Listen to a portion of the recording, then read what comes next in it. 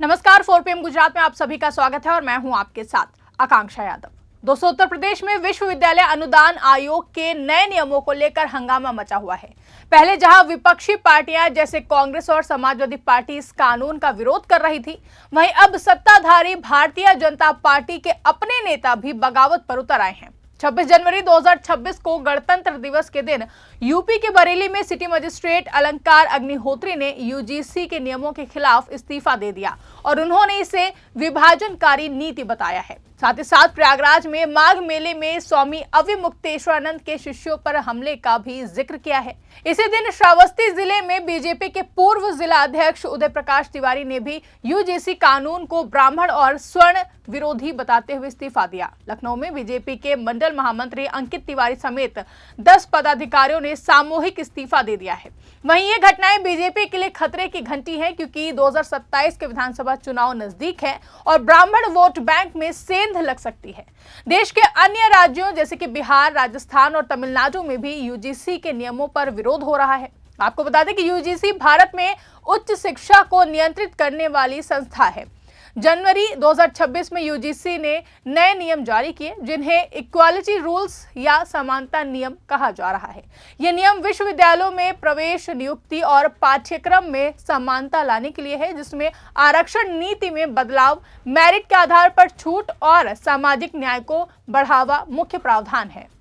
लेकिन विरोधी कहते हैं कि ये नियम ब्राह्मण और स्वर्ण समुदायों के लिए नुकसानदेह है, क्योंकि इनमें आरक्षण को ज्यादा सख्ती से लागू करने की बात है।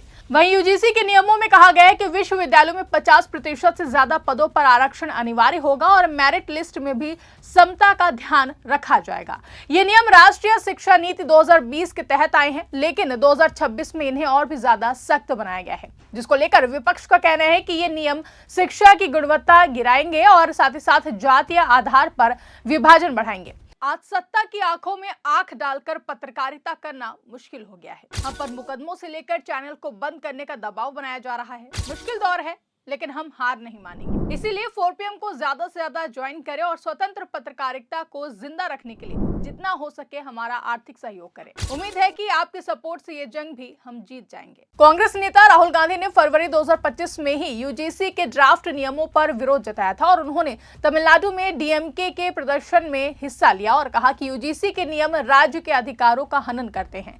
एसपी प्रमुख अखिलेश यादव ने भी यूजीसी को संघीकरण का हथियार बताया, लेकिन अब बीजेपी के अंदर से विरोध सुनाई दे रहा है, जो कि पार्टी के लिए नई समस्या है। आपको बता दें, ब्राह्मण समुदाय जो कि यूपी में बीजेपी का बड़ा वोट बैंक है, जिसकी कुल भागीदारी लगभग 10 से 12% है, जो इन नियमों से नाराज है। उन्हें लगता है कि आरक्षण से उनके बच्चों को नुकसान होगा, जिसको लेकर देश भर में विरोध फैल रहा है। बिहार में छात्र और शिक्षक सड़कों पर हैं। राजस्थान में राजपूत संगठन विरोध कर रहे हैं। पटना में यूजीसी के नियमों पर प्रदर्शन हुए, जहां छात्रों ने यूजीसी ऑफिस घेरा। तमिलनाडु, केरल और पश्चिम बंगाल जैसे गैर बीजेपी राज्यों में मंत्रियों ने यूजीसी से नियम वापस लेने की मांग की है।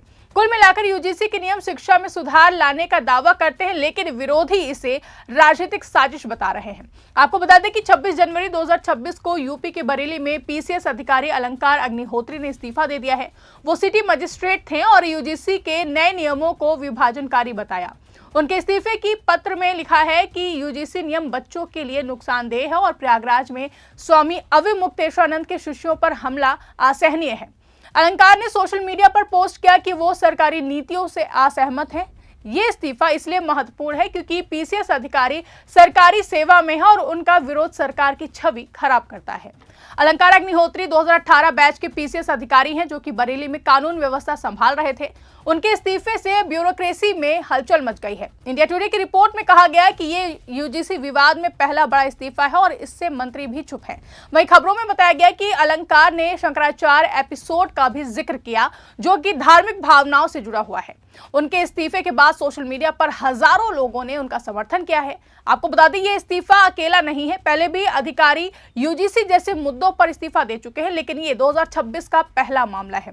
विपक्ष ने इसे सरकार की असफलता बताया है। सपा ने कहा कि योगी सरकार ब्राह्मणों को दबा रही है। यूजीसी नियमों को लेकर कैंपस में प्रदर्शन हो रहे हैं। छात्र और शिक्षक सड़कों पर हैं। कुल मिलाकर यूजीसी नियम शिक्षा सुधार है, लेकिन विरोध से राजनीति गर्म है। बीजेपी को जल्दी समाधान निकालना होगा, वरना 2027 में भारी नुकसान हो सकता है। फिलहाल दोस्तों, इस खबर पर आप क्या सोचते हैं, कमेंट करके हमें जरूर बताएं। फिलहाल के लिए इस खबर में बस इतना ही। ऐसी ही तमाम बड़ी और राजनीतिक खबरों के लिए आप बने रहें और देखते रहिए 4 PM गुजरात। धन्यवाद।